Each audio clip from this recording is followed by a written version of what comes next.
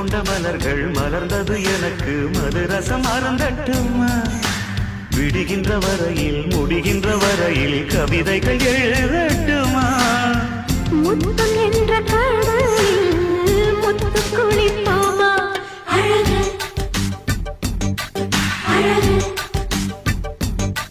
ஓ நீ நடந்தால் நடையழகு அழகு நெருங்கி வரும் இடையழகு அழகு வேலெறியும் விழியழகு